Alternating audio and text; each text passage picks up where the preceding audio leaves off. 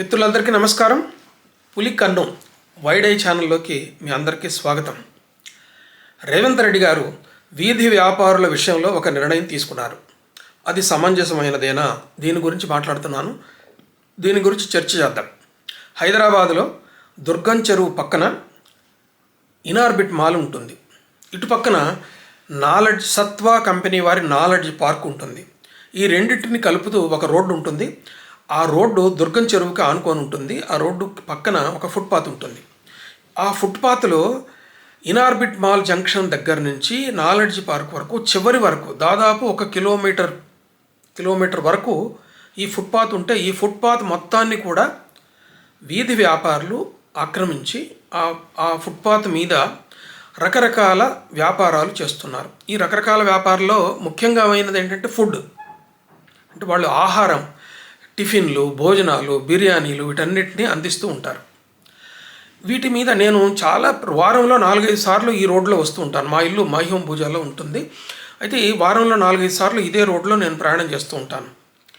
Car కదలటం చాలా కష్టం అవుతుంటుంది. ఎందుకంటే కారు రోడ్డుకి అటువైపున ఇటువైపున కార్లు ఉంటాయి. కారులోంచి దిగినటువంటి వాళ్ళు, మోటార్ సైకిల్లో దిగినటువంటి వాళ్ళు అక్కడికి వచ్చి వెహికల్ని అక్కడ పార్క్ చేసి అక్కడికి వచ్చి భోజనం చేస్తుంటారు, టిఫిన్లు చేస్తూ ఉంటారు.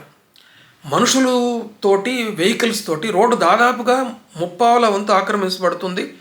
ఒకే మార్గంలో కార్లు పోవాల్సినటువంటి పరిస్థితి ఉన్నది. దీని మీద అక్కడ లోకల్గా ఉన్నటువంటి పోలీసులకు చాలాసార్లు ఫిర్యాదులు చేశారు. పోలీసులు రావటము, అక్కడున్న వెహికల్కి ఫోటోలు తీసుకోవటం, వాళ్ళకి చాలా వేయటం, ఇవన్నీ కూడా వాళ్ళు చేశారు. అయితే ఏకంగా ఈసారి 2 రోజుల క్రితం మొన్న ఆ ఫుట్పాత్ మీద ఉన్నటువంటి ఆక్రమణలన్నింటినీ తొలగించారు. అది పేపర్లో వచ్చింది. అయితే ఈ ఫుట్పాత్లో ఉన్నటువంటి ఒక వ్యాపారి, ఆమె పేరు కుమారి ఆంటీ అట.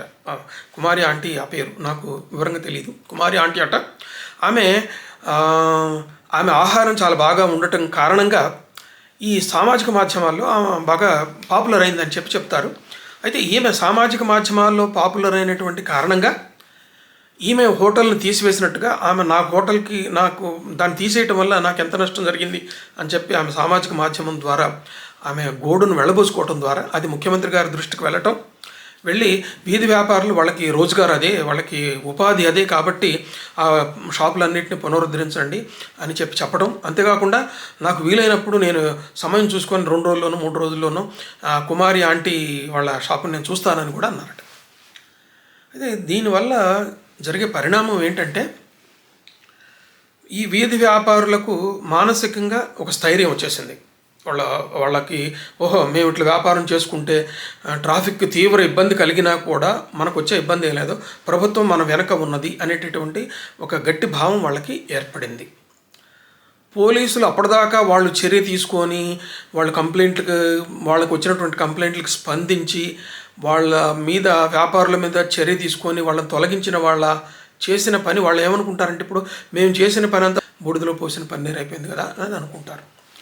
అయితే ఇక్కడ సమస్యను గురించి మనం తీవ్రంగా ఆలోచిస్తే కొంతమంది మేధావి వర్గం ఈ వీధి వ్యాపారులను సమర్థించే వాళ్ళు ఉన్నారు. అయితే వీధి వ్యాపారులకు జాతీయ స్థాయిలో కూడా కొన్ని చట్టాలు ఉన్నాయి, వాళ్ళకి కొన్ని రక్షణలు కల్పించినటువంటి ఘట్టాలు ఉన్నాయి. అట్లాగే కేంద్ర ప్రభుత్వ స్థాయిలో వీధి వ్యాపారులను 3 స్థాయిల్లో వాళ్ళు పెట్టుకోవచ్చని, కొన్ని ప్రాంతాల్లో, కొన్ని వీధుల్లో, కొన్ని ప్రాంతాల్లో పూర్తిగా వాళ్ళని అనుమతించవచ్చని, కొన్ని ప్రాంతాల్లో కేవలం పాక్షికంగా మాత్రమే అనుమతించవచ్చని, కొన్ని ప్రాంతాల్లో అసలే అనుమతించకూడదని చెప్పి వాళ్ళు కొన్ని పద్ధతులు ఉన్నాయి. ఈ పద్ధతులకి ఒక నేపథ్యం ఏంటంటే బాగా రద్దీగా ఉన్నటువంటి వీధుల్లోనూ, అట్లాగే విఐపి మూమెంట్లు ఉన్నటువంటి వీధుల్లోనూ వాళ్ళు వీధి వ్యాపారం లేకుండా చూడటం అన్నది ఇదొక పద్ధతి. బాగా రద్దీ ఒక మాదిరిగా ఉండి తక్కువగా ఉండే చోట్ల పాక్షికంగా వాళ్ళను అనుమతించవచ్చని, కొన్ని వీధుల్లో పూర్తిగా చేయొచ్చని చెప్పి వాళ్ళకి ఇదొకటి ఉన్నది. అయితే ప్రజల నుంచి రెగ్యులర్గా ట్యాక్స్ కట్టేది ప్రభుత్వం వాళ్ళకు ప్రజలందరూ కడుతూ ఉంటారు. దాంట్లో భాగంగా వీధి వ్యాపారులు కూడా కొంత కడతారు.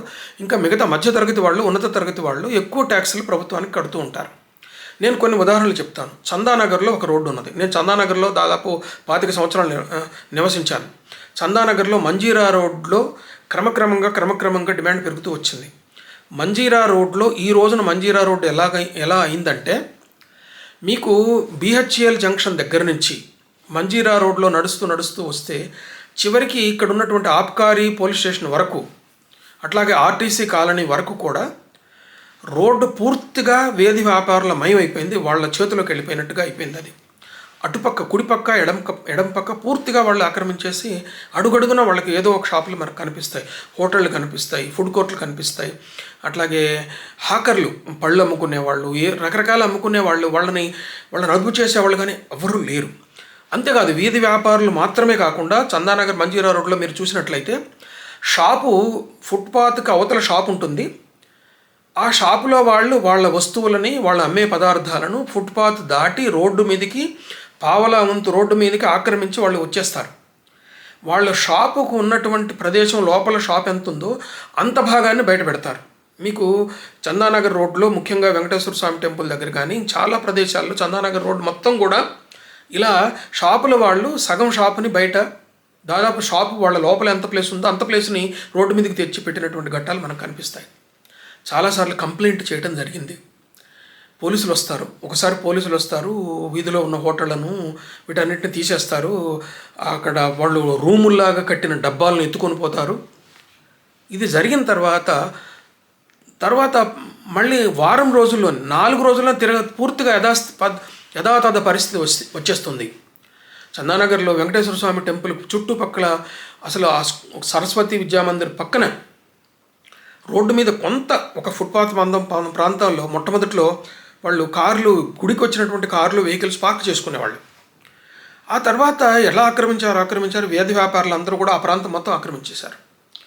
ఆ తర్వాత పార్క్ చేసుకోవడానికి ఎవరికి ప్లేస్ లేకుండా పోయిన తర్వాత పోలీసులకు కంప్లైంట్లు చేయటం, వేరే వాళ్ళు చేసిన తర్వాత ఒక ఎమ్మెల్యే స్థాయి వ్యక్తి వాళ్ళ జోక్యం చేసుకున్నాడని, అట్లాగే వాళ్ళకు ఉన్నటువంటి వీళ్ళకి ఒక సంఘము, ఆ సంఘం ద్వారా ఒక పత్రిక ద్వారా వాళ్ళు చాలా ఒత్తిడి చేస్తే చివరికి అక్కడ పార్కింగ్ ప్లేస్ తీసేసి వీళ్ళ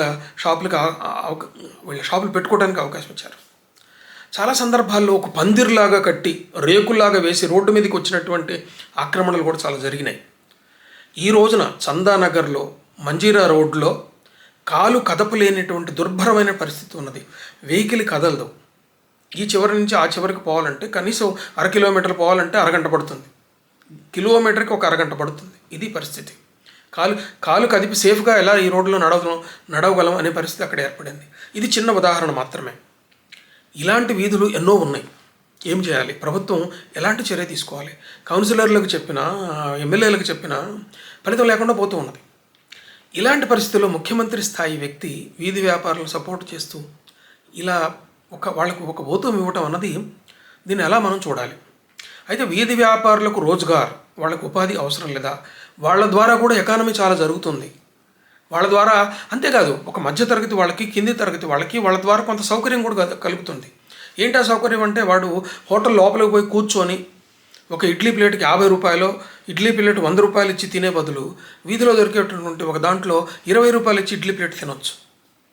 ఇలాంటి సౌకర్యం ఉంటుంది. అట్లాగే పెద్ద మార్కెట్లోకి పోయి కూరగాయలు కొనే దానికి బదులు వీధిలో ఉన్న కూరగాయల వ్యాపారి దగ్గర పోయి కొనటం తేలికవుతుంది.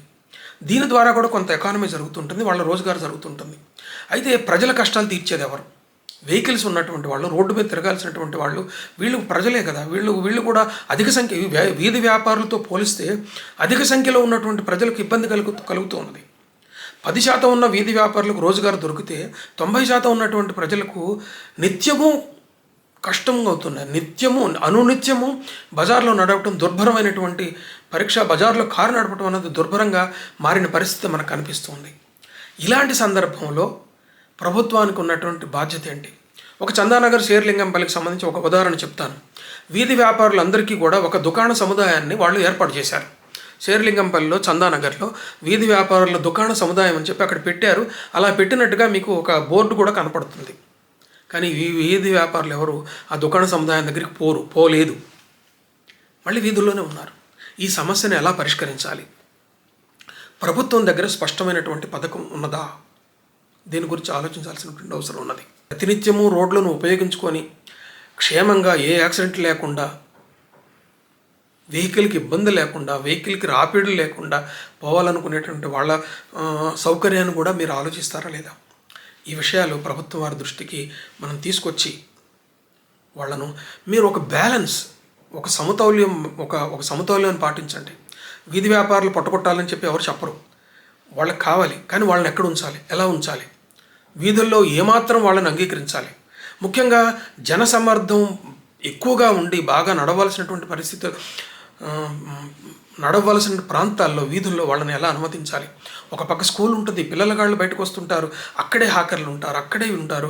పిల్లగాళ్ళని తీసుకురావడానికి వెహికల్స్ వస్తుంటాయి, అక్కడ వెహికల్స్లో ఎక్కించుకోవడానికి ప్రతిరోజు ఏదో ఒక ఘటన జరుగుతున్నటువంటి వీధుల్ని నేను చూశాను. ఇలాంటి సందర్భంలో ప్రభుత్వానికి చేసేటువంటి మనం ఏంటంటే, మీరు ఒక సమతౌల్యతను పాటించండి. మీరు ప్రత్యక్షంగా ఇలా వీధి వ్యాపారుల విషయంలో ముందుకొచ్చి ఇలా చేయడం వల్ల పోలీసులు వాళ్ళ విధిని వాళ్ళు నిర్వర్తించలేని పరిస్థితి ఏర్పడుతుందని అనిపిస్తూ ఉంది. కాబట్టి ప్రభుత్వం వారు ఇలా ప్రజల సౌకర్యానికి అట్లాగే వీధి వ్యాపారుల ఉపాధికి ఒక బ్యాలెన్స్ కల్పిస్తూ ఎవరికి ఇబ్బంది లేని పరిస్థితిని సృష్టించవలసిందిగా మనం ప్రజలందరి తరఫున మనం చేసుకోవచ్చు. మిత్రులారా, ఇలాంటి చర్చల కోసం పులి కన్ను వైడ్ ఐ ఛానల్కి సబ్స్క్రైబ్ చేయండి. ఈ వీడియో మీకు నచ్చితే లైక్ చేయండి, ఇతర మిత్రులకు షేర్ చేయండి. నమస్తే.